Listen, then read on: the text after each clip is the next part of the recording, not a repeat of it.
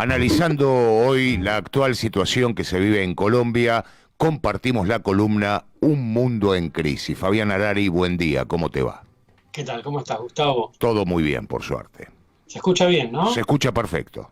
Bueno, bueno. Vamos a hablar un poquito de Colombia, pero porque obviamente está sobre el tapete y todo el mundo sabe que lo que está pasando allí, y si no ya sabe, se lo vamos a contar.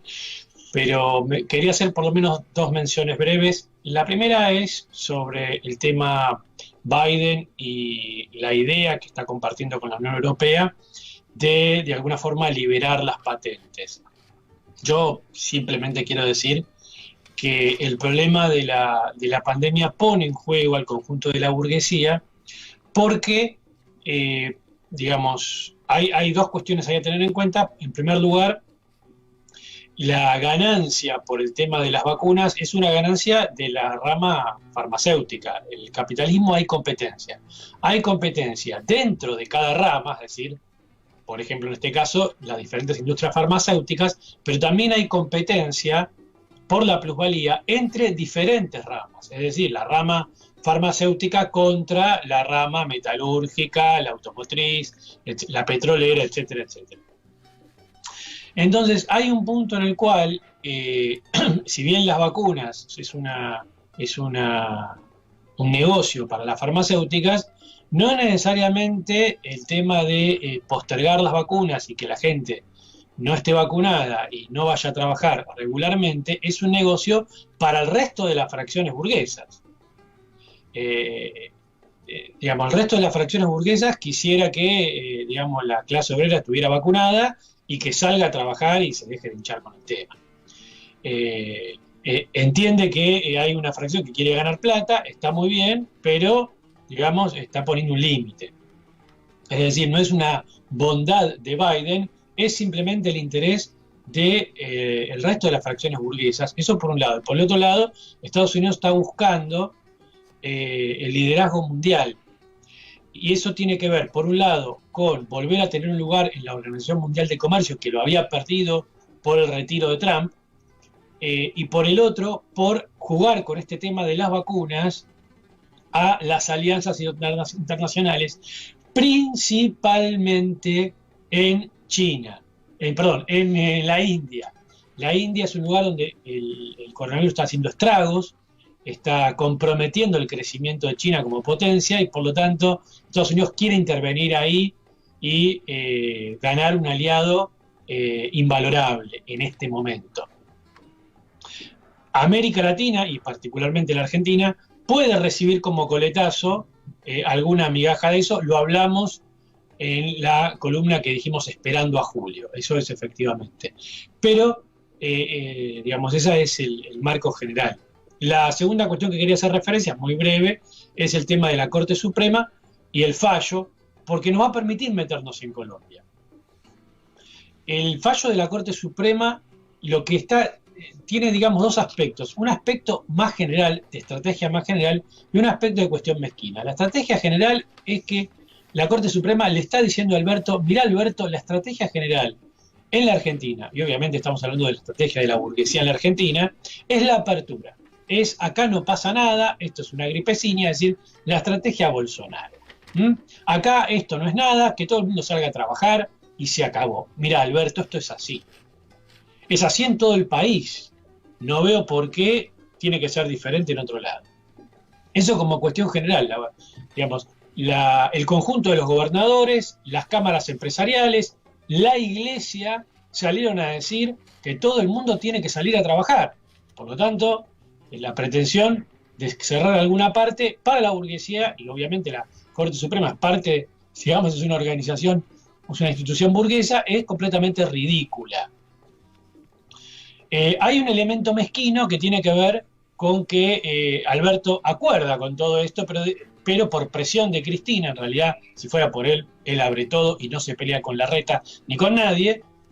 Por presión de Cristina quieren asegurar la candidatura de Kicillof y entonces, digamos, quieren que no estalle la provincia de Buenos Aires. La Corte ahí sí se está metiendo en la interna política, en la cosa más chiquita, diciéndole no te lo doy. Mi líder hoy es Larreta. Y serías vos vos serías el líder si no le prestaras atención a Cristina y no estuvieras tratando de cuidar la candidatura de Kicillof. Algo de eso hay en las internas y en la frase de Cavalieri que le dijo: vos tenés el poder, usalo. Lo que no sabe Cavalieri, que Alberto no tiene poder. Pero esto nos permite entrar en Colombia. ¿Por qué? Porque esta estrategia de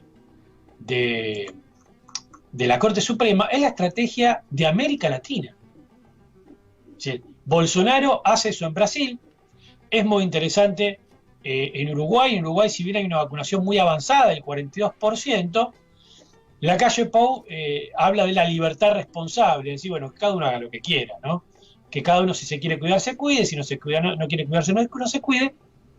Esa libertad responsable, que sobre todo apareció a partir de enero, llevó a un incremento enorme de los contagios en Uruguay, ¿no? Y es un grave problema. Bueno, en Colombia también. Yo voy a dar las cifras en América Latina. En América Latina tenemos 400.000 muertos, ¿sí? 400.000 muertos por COVID.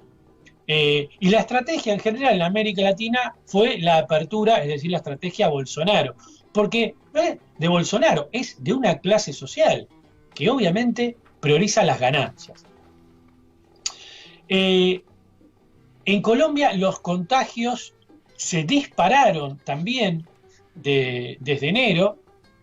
Colombia estaba en muertos cada 100.000 habitantes por detrás de la Argentina, hoy está por delante de la Argentina. Colombia tiene 76.000 muertos, 10.000 más que la Argentina, con 5 millones, son 50 millones de habitantes, 5 millones más. Es decir, pasó a la Argentina por muertos por 100.000 habitantes.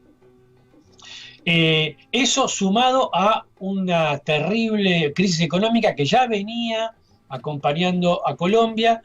Colombia básicamente es un país petrolero y cafetero. Vamos a empezar con eso. Colombia es un país petrolero y cafetero. Exporta café, exporta petróleo, principalmente a los Estados Unidos, aunque en los últimos años crecieron las exportaciones a China. Esas son las exportaciones más importantes que le dan divisas. Pero hasta la crisis de Venezuela, Colombia exportaba a Venezuela productos que no podía exportar a ningún otro lado. Digamos que toda la industria muy pequeña de Colombia y la agricultura de Colombia, que no podía exportar porque no podía competir, digamos, de alguna forma lo tiraba, si lo vendía, ¿no?, a un precio que no era el precio que realmente se podía pagar por eso, es decir, con sobreprecio se lo vendía al chavismo. Es interesante, ¿no? Uno pensaría que Chávez estaría enfrentado en ese momento con Uribe y luego con Santos. No, a Venezuela le compraba estas producciones a Colombia, y entonces Colombia tenía, digamos, si se quiere, la economía, las ganancias bastante cubiertas. Por un lado la exportación, por el otro toda esa estructura que no podía sobrevivir en una competencia, digamos, sobrevivía ficticiamente vendiéndole a una Venezuela que estaba sobrecargada de divisas por los precios petroleros, y que en lugar de usar esas divisas, otra vez, para, digamos, dar una estructura económica diferente al país, la usaba para estas cosas que estamos contando. Ambas variables se cayeron. Por un lado, la caída de los precios del petróleo, que también afectó a Venezuela, y la caída de Venezuela también por la caída de los precios del petróleo, con lo cual Colombia se encontró con que ya no recibía divisas, por un lado, por el otro, que tampoco tenía a quién venderle toda esa producción, que es parte de la rebelión. Ahora lo vamos a ver. Pero también la crisis norteamericana del 2008 y luego la del 2018 hace que Estados Unidos, y sobre todo a partir de la estrategia de Trump, ¿no?, la idea de Trump de vamos a tratar de intervenir menos en el exterior, hace que Colombia reciba también menos divisas. Es decir, menos divisas por petróleo, menos ventas a Venezuela, menos divisas por el caso de Estados Unidos. Con lo cual entra en una crisis importante. A partir de 2018 y 2019, por primera vez, Colombia, en 30, 40 años de historia, tiene un déficit fiscal y se empieza a disparar la inflación. Con lo cual tenemos ese cuadro. En ese cuadro, tenemos una crisis política que se venía incubando, que incluso de esa crisis es expresión Uribe. Uribe es un extrapartidario, una especie de Trump, una especie de Bolsonaro, o una especie de, digamos, de Evo o de Correa. En términos generales, es más cercano a Trump y a Bolsonaro, ¿no? Pero quiero decir, es un extrapartidario que gana las elecciones, ¿no? Que ya estaba incubando una crisis de los principales partidos políticos, de los dos principales partidos políticos en Colombia.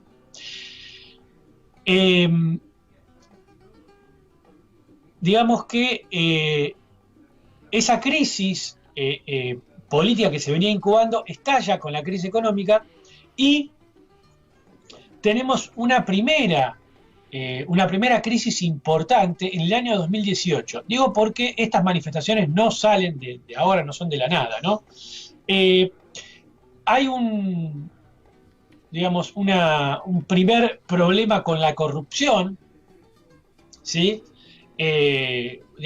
Aparece el escándalo de la corrupción, en Venezuela también, aparece toda la cuestión de Odebrecht, y entonces el gobierno decide procesar esa crisis por la vía de una consulta popular anticorrupción. Es decir, se le hace, en realidad esto es una alianza que hace el gobierno, el gobierno, digamos, con el retorno del partido de Uribe a través de Iván Duque. Iván Duque, digamos, era aliado de Santos, luego rompe por los acuerdos de paz con Santos y se pasa a Uribe y, digamos, gana con el partido de Uribe. El partido de Uribe hace una alianza con, valga la redundancia, Alianza Verde, los partidos verdes, por el tema de la consulta anticorrupción propuesta por los partidos verdes.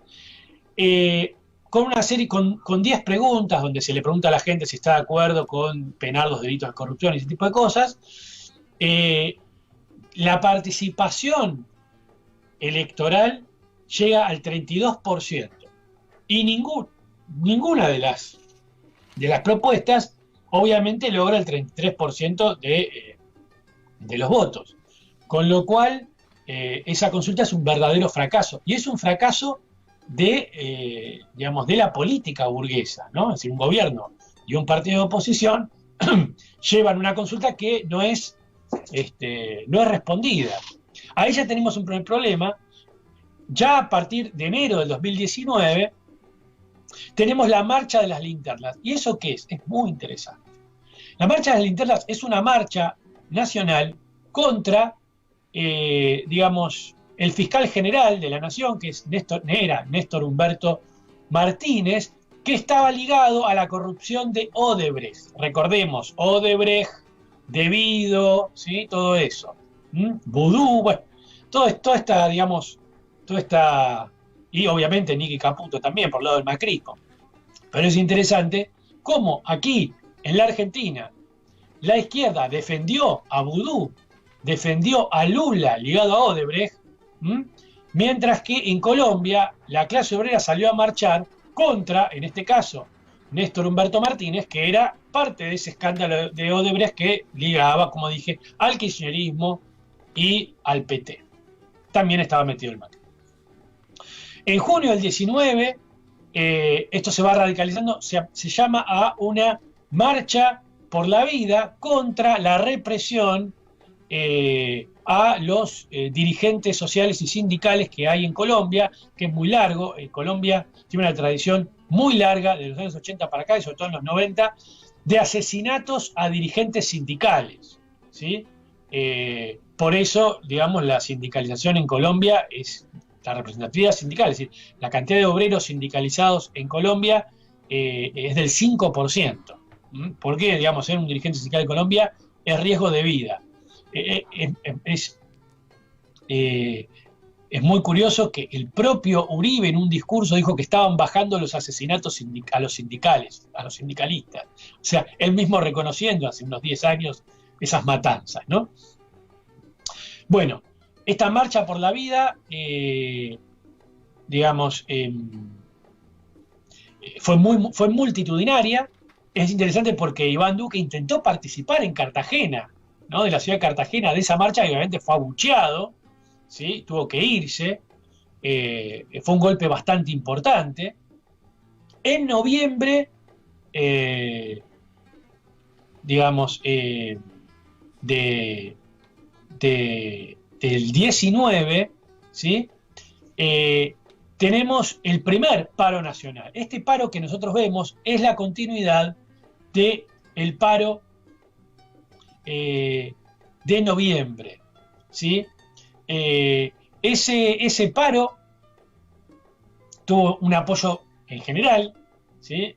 Un apoyo muy general, incluso la Iglesia lo apoyó el senador Gustavo Petro, exalcalde de Bogotá. Gustavo Petro es, digamos, la figura que apoya el progresismo, es decir, todo lo que es el eje Evo, Lula, Cristina, ¿sí? Correa, apoyan a este Gustavo Petro. En su momento, el 19, le apoyó ese paro nacional. Fueron unas manifestaciones, ¿no? Que se realizaron en Colombia. Fueron, digamos, básicamente, no en forma consecutiva, pero si bien fueron convocadas el 4 de noviembre, duraron, ¿sí? Desde el 21 de noviembre de 2019 hasta el 21 de febrero de 2020, ¿sí? Esto dio como resultado, era una marcha contra la reforma laboral, contra la reforma previsional, contra las privatizaciones, es decir, había un intento de frenar el ajuste, ¿sí? De Iván Duque. El saldo fue de 4 muertos, un suicidado, un soldado que era auxiliar de enfermería, que estaba a favor del paro, no quería reprimir, fue acosado y, digamos, terminó suicidado. Es bastante interesante este caso también, pero lo que digo es, acá hubo una huelga que duró alrededor entre, digamos, 3 meses, más o menos 3 meses, ¿sí? Poco más de 3 meses, si bien no una huelga en continuado, pero un desarrollo huelguístico de 3 meses por consignas muy parecidas a estas, que ya anticipaban lo que iba a pasar. Obviamente, luego en febrero aparece la pandemia y esto retrocede. En el 2020 también tenemos, ¿sí? una serie de manifestaciones por la muerte de Javier Ordóñez, ¿sí? Era un muerto que, digamos, lo mata la policía. Eso genera una serie de manifestaciones que van también desde el 9 al 21 de septiembre en el 2020, que deja 12 civiles muertos. Es decir, tenemos enfrentamientos, tenemos 2018 un repudio general a, digamos, la propuesta de la política burguesa. En el 2019 una huelga nacional importante, casi de 3 meses, un ciclo huelguístico. En el 2020 otra huelga en septiembre con un enfrentamiento muy importante, y entonces tenemos la que AKS, digamos, la que surge el 28 de abril de este año, que está en forma ininterrumpida, ¿sí? Una paro nacional en forma ininterrumpida hasta ahora, que evidentemente tiene un elemento muy obrero, ¿sí? Muy obrero, ¿en qué sentido? En el método y en principio en varias de las peticiones que tiene.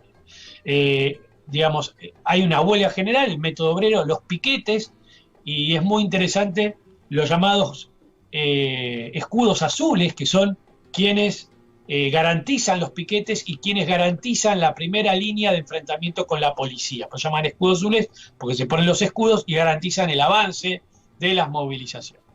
Pero, esto es importante, ¿qué es lo que vemos en Colombia? Lo que vemos en Colombia es una primera respuesta obrera en América Latina al avance, ¿sí? De la burguesía en la pandemia. Porque la pandemia, digamos, dio lugar a un ataque muy importante a la clase obrera, a un ataque físico, obligar a todo el mundo a salir a trabajar, no cuidar a la gente, es decir, matarla. Si yo sé que si alguien tiene que salir a trabajar porque tiene que ganarse el banco, y yo no la cuido, y no la vacuno, bueno, entonces la estoy matando. Entonces, hay un avance, un crimen de la burguesía, que dijimos 400.000 vidas, pero también hay un avance sobre las condiciones de vida, porque obviamente la pandemia trajo cierres de empresas, trajo desocupación, trajo baja de salarios, trajo una precarización general de la vida, y por lo tanto hay una ofensiva económica y una ofensiva sanitaria contra la clase obrera que parecía acorralada. Durante un año la clase obrera casi no dijo nada y prácticamente se dejó matar. Bueno, hoy, en mayo, la clase obrera en Latinoamérica en un lugar dijo hasta acá. Es la primera rebelión en la pandemia y en la pospandemia. En la pandemia porque una de las reivindicaciones de esta movilización es una renta nacional para que los trabajadores, la gente en general, no tenga que salir a trabajar y pueda quedarse en su casa. Se llama la renta nacional, ¿no? Es decir, hay un pedido de, frente a la pandemia, no priorices tus ganancias, cuídame. O sea, yo tengo derecho a que me cuiden en la pandemia. Por lo tanto, es una rebelión en la pandemia, pero es una rebelión también post-pandemia, porque es la rebelión que le espera a la burguesía a la salida de ese congelamiento generalizado que se trató de hacer. Es interesante esto de que es la primera. Es la primera que se puede extender. Es la primera con las limitaciones que tiene esta primera. Las limitaciones que tienen que ver con que en realidad estamos asistiendo a una alianza. La clase obrera está yendo a una alianza. ¿En qué sentido decimos que es una alianza? Y bueno, porque hay, junto con la clase obrera, hay organizaciones burguesas, ¿no? Es decir, organizaciones como, por ejemplo, Cumbre Agraria, Dignidad Agropecuaria, ¿sí? Es decir, grupos llamados indígenas, que en realidad son más bien productores, que tienen reivindicaciones propias que son puestas sobre la mesa, que tienen que ver con el subsidio a la producción agraria, ¿sí? Y el subsidio a los llamados pequeños y medianos productores, o sea, a los burgueses. En ese sentido, digamos, es una alianza. Y ese carácter burgués de la alianza también aparece con, digamos, la desobrerización discursiva de algunos dirigentes, en los cuales que lo que dicen es que es un movimiento diverso, indígena, afro, LGTB, ¿no? Es decir, no es obrero, le tratan de quitar el elemento obrero, cuando en realidad es una huelga llamada por las 3 centrales sindicales, más las centrales de docentes y las centrales de jubilados. ¿Sí? O sea, hay un elemento obrero muy claro, pero hay un elemento burgués, y por eso aparece esta idea de que no, en realidad es, digamos, un movimiento afro, indígena, LGTB, ambientalista. Bueno, eso no es así, porque si uno mira las reivindicaciones, en ningún momento ahí aparece algo que tenga que ver con el LGTB o con lo afro. El elemento central de la movilización primero fue la reforma tributaria, que era una reforma que acá existe, básicamente, que es ponerle IVA a todos los productos que no tenían IVA, acá recordemos que todos tienen IVA, y el impuesto al salario, lo que acá conocemos como el impuesto a las ganancias. Es decir, la reforma tributaria que intentaba hacer Duque, que era básicamente una expropiación del salario, fue respondida con una movilización, fue retirada, el ministro de Hacienda que imponía esa reforma renunció, pero la movilización sigue. ¿Por qué? Porque va por más. Ahora quieren que deroguen la reforma de salud, y la reforma de salud es básicamente la descentralización de la salud, permitir que los hospitales públicos se fusionen con los hospitales privados, en una privatización, pero además, esto es muy interesante, es una reforma por la cual aquel hospital que no sea sustentable, que no pueda financiarse a sí mismo, va a tener que cerrar. O sea, es una reforma que va a cerrar hospitales públicos en medio de la pandemia. Pero tienen más consignas, obviamente están en contra de la precarización laboral, están pidiendo la renta universal, pero además están pidiendo una reforma laboral para que todos los empleados estén en blanco, ¿sí? Es decir, hay demandas obreras, obviamente, demandas obreras corporativas, es decir, o demandas obreras inmediatas. No hay todavía en este movimiento un elemento revolucionario, es decir, un elemento político. Fíjense que todavía no piden que se vaya Duque, es decir, todavía no pasaron a un aspecto político, y tampoco hay aquí una corriente revolucionaria. Es decir, todavía no estamos en un proceso revolucionario en Colombia. Es una primera respuesta, pero como primera respuesta todavía tiene posibilidad de evolucionar y además seguramente va a contagiar al continente. Están al lado de Venezuela. Es raro que no contagien a Venezuela, sobre todo porque Colombia era una válvula de escape para la migración y la pobreza, de la migración por pobreza en Venezuela. Ahora ya no va a estar eso. Entonces, probablemente Venezuela también se encuentre con una situación estallada. No hablemos de Ecuador o Perú, que están ahí nomás. Y no hablemos de cómo eso puede repercutir en países que están manejando muy mal la pandemia, como Brasil y Argentina. Es decir, es una primera rebelión, es una primera respuesta obrera a la pandemia. La clase obrera dice, hasta acá, ahora empiezo a hablar yo. Habla en un lenguaje todavía confuso, todavía en una alianza con la burguesía, y obviamente eso tiene sus límites, todavía en el lenguaje corporativo, pero ya mostró su fuerza. La clase obrera en Colombia empezó a mostrar su fuerza. Esperemos que esto se desarrolle. Fabián, un abrazo y hasta el próximo viernes. Un gran abrazo a ustedes. Fabián Harari y su columna habitual de todos los viernes, Un Mundo en Crisis.